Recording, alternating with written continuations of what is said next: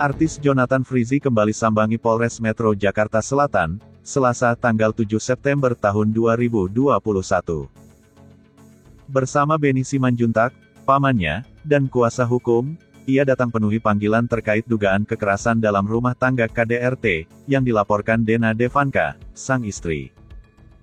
Ia hadir di Polres Jakarta Selatan sekitar pukul 11 waktu Indonesia Barat dan selesai sekitar pukul 14 waktu Indonesia Barat.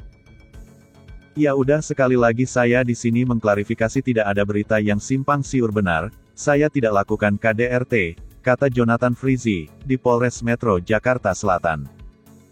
Dalam proses pemeriksaan sebagai terlapor dugaan KDRT, Jonathan Frizzy dicecer belasan pertanyaan.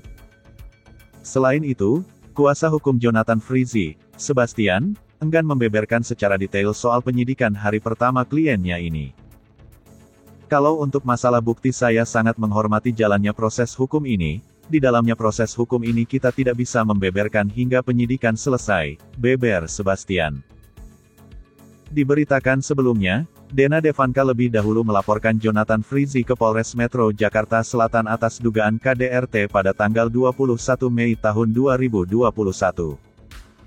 Ibu tiga anak itu juga sudah memenuhi panggilan klarifikasi dari pihak kepolisian pada tanggal 27 Agustus tahun 2021. Sayangnya, saat disinggung soal KDRT tersebut, Dena Devanka irit bicara.